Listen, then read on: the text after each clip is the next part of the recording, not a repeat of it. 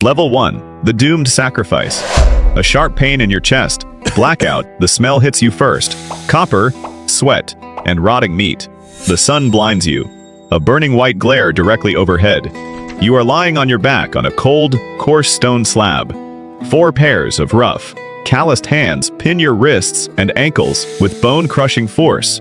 You blink, trying to clear your vision. A man stands over you, draped in jaguar skins, his face painted in horrific streaks of black and red. In his raised hand, he holds a jagged, black glass knife. It is 3 inches from your sternum. Panic seizes your throat, but adrenaline sharpens your mind. You cannot overpower 4 men. You cannot dodge. You notice the priest's flint knife is heavily chipped, catching the sunlight poorly. You look past him to the distant, smoking volcanic mountains.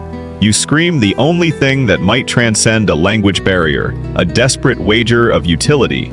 You thrash your head, look him in the eye, and raise your 10 fingers. Then point to the black knife and point to the mountains. You shout a number. 10. 10 times the stone. I can dig. The knife stops. The priest hesitates. He looks at your uncalloused, soft, modern hands.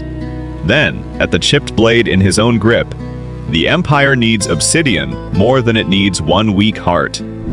He gestures sharply. The men haul you up, dragging you roughly down the steep, blood-stained steps of the pyramid. You are thrown into a wooden cage with trembling captives. You breathe. You are alive. Level 2. The Obsidian Miner. The air in the volcanic quarry is choked with microscopic glass dust. Your daily quota is 45 pounds of raw, sharp obsidian. If you fail, you get no water. If you fail twice, you go back to the altar. There are 60 workers in your pit, surviving on 2 meager bowls of watery corn mush a day. Your hands are covered in deep, jagged lacerations. You wrap them in dirty agave leaves, but the heat and sweat are a death sentence. By day 4, 3 men in your pit die of sepsis, their arms swollen and black. You realize the stone won't kill you. The microbes will. You have no medicine, but you have fire and basic modern hygiene. During the short evening rest, you use your daily firewood ration not to keep warm, but to heat smooth river stones until they are red hot. You drop the stones into your designated water gourd, bringing the water to a rolling boil. You wash your raw wounds with the sterilized water and boil the agave fibers before wrapping your hands. The other miners watch you like a madman, but 2 weeks later, your cuts scar over. You don't rot. The guards notice that while the pit's mortality rate is 20%, your corner of the quarry has stopped dying. You survive, but the reward for efficiency is merely a heavier burden. Your quota is quietly raised to 50 pounds. Level 3. The Quarry Overseer. Because you did not die, you are handed a wooden baton and put in charge of 12 exhausted men. Your collective daily quota is a staggering 600 pounds. The men are starving, wasting precious calories, swinging heavy stone hammers, and then carrying the heavy baskets up the steep quarry walls. Every man is doing every job, getting in each other's way, dropping rocks, and collapsing from heat exhaustion. The math is brutal. 12 men working independently will only produce 400 pounds today. Tomorrow, someone will be executed for the shortfall. You strip away their autonomy and introduce the cruel efficiency of a modern assembly line. You divide the 12 men based on sheer physical observation. The 4 with the broadest shoulders do nothing but swing the hammers. The 4 with the quickest hands do nothing but sort and pack the shards. The 4 with the strongest legs do nothing but carry the baskets up the slope. You find a smooth plank of wood and use a piece of charcoal. 1 vertical line equals 50 pounds. You tally openly, showing them the numbers. By eliminating the transition time between tasks, the rhythm sets in. Hammer, sort, lift, hammer, sort, lift. At sunset, your board has 14 tallies, 700 pounds.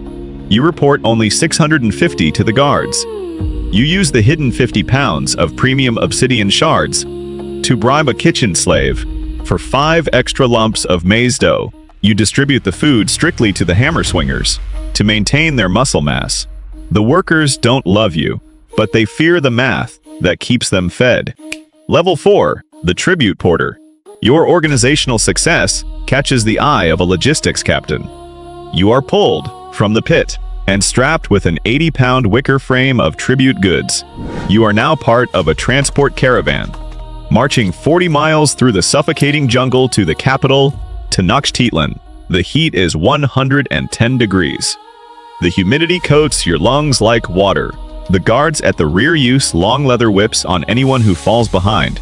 The mortality rate on the march is notoriously high.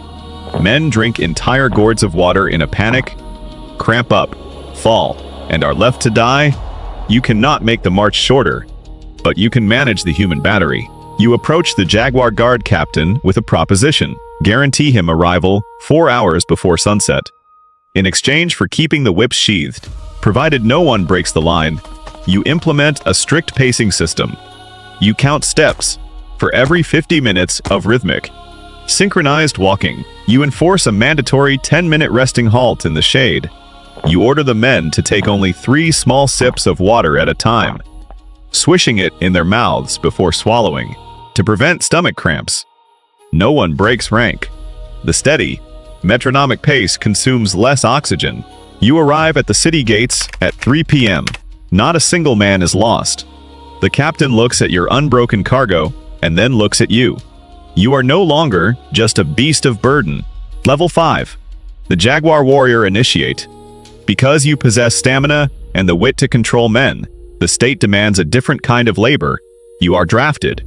They hand you a makuahul, a wooden club edged with razor-sharp obsidian blades, and a heavy quilted cotton armor.